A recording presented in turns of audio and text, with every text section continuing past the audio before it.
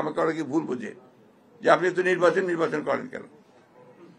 হ্যাঁ, আমাকে বিশেষ করে ছাত্ররা তো বলেই এখানে নির্বাচন করার কারণটা হচ্ছে একটাই, হচ্ছে যে আমরা বিশ্বাস করি, আমি জানি না আমার এই বিশ্বাস ভুল কিনা, যে কোনো নির্বাচিত সরকার কিন্তু একটা অনির্বাচিত সরকারের চেয়ে ভালো।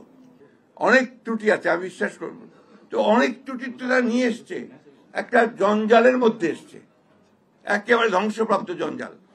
চিন্তা, আমার ধারণা ছিল যে এটা এত খারাপ হয়ে গেছে। এই আপনার পরিবর্তনের পরে যখন আমরা দু একটা জায়গায় খোঁজ খবর নেই, অফিস আদালতে খোঁজ খবর নেই, ভয়াবহ কাণ্ড, ভয়াবহ দুর্নীতি, চুরি, ব্যক্তিগত স্বার্থ ছাড়া আর কোনো চিন্তা নেই সরকারি আমলাদের মধ্যে। বলতে আমি বাধ্য হলাম, দুঃখিত। তো এই অবস্থার পরিবর্তন তো আপনার এত দ্রুত হবে না, একদিনে হবে না।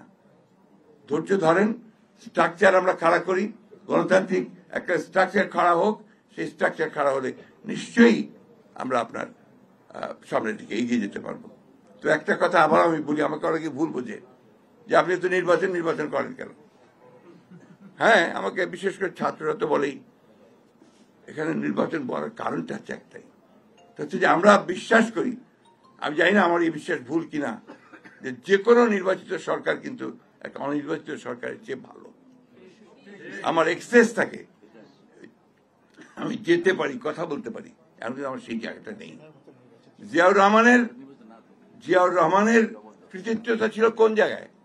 জিয়াউর রহমানের কৃতিত্ব ছিল ওই জায়গায় যে তিনি একটা একদলীয় শাসন ব্যবস্থা, একেবারে বদ্ধ একটা রাজনীতি এবং বদ্ধ একটা অর্থনীতি, সেখান থেকে তিনি বের করে নিয়ে এসেছিলেন। ওটাই ছিল বাংলাদেশের জন্য সবচেয়ে বড় সংস্কার, একদলীয় রাজনীতিকে বহুদলীয় রাজনীতি, একটা ভ্রান্ত সমাজতান্ত্রিক অর্থনীতি থেকে একটা মিশ্র এবং মুক্ত বাজার অর্থনীতির দিকে নিয়ে এসেছিলেন। ওটা সমাজতান্ত্রিক ভ্রান্ত বললাম তো, সেই জন্য ভ্রান্ত সমাজতান্ত্রিক চিন্তা থেকে নিশ্চয়। আর আওয়ামী লীগ সমাজতন্ত্র করবে কি? আমাদের কোন সমাজতন্ত্র বিশ্বাসই করতো না, করতো না। এটা ছিল প্রতারণা। আমার এখনো মনে আছে, এটা বোধহয় সম্ভবত আপনার 69-এই আপনার এই শহীদ মিনারে আপনার সব অল পার্টি মিটিং হচ্ছে, ওখানে আপনার 21শে ফেব্রুয়ারির পরের দিন বা 21শে ফেব্রুয়ারিতে।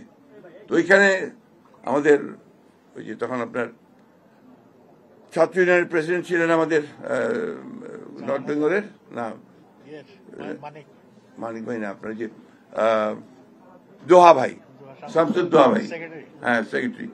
তো উনি বক্তৃতা করতে গিয়ে আফ্রো এশিয়া, লাতিন আমেরিকার করে এই আপনার সমাজতন্ত্রের কথা বলে মার্কিন সাম্রাজ্যবাদের বিরুদ্ধে কথা বললেন।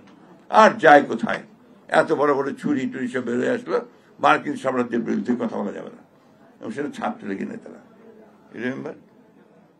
তখন ওই দল যদি আপনার সমাজতন্ত্র করতে যায়, তো কি হবে সমাজতন্ত্রের অবস্থা? তাই হয়েছে।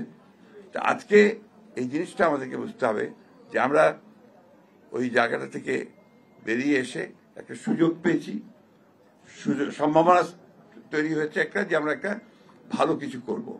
এই সংস্কারের প্রস্তাবগুলো আসতে শুরু করেছে। আমার বিশ্বাস যে আমাদের প্রধান উপদেষ্টা তিনি খুব শীঘ্রই এই বিষয়গুলো ডাকবেন, একটা সমাধানের দিকে আসবেন, আলোচনা হবে, ঐক্যমতের ভিত্তিতে আমরা একটা জায়গায় গিয়ে পৌঁছাবো। নির্বাচনটার কথা এই জন্যই তাড়াতাড়ি বলি যে নির্বাচনটা হলে এই সমস্যাগুলো চলে যাবে। এখানে আপনার একটা নির্বাচিত সরকার, সে একটা পিপুলস ম্যান্ডেট নিয়ে বসবে।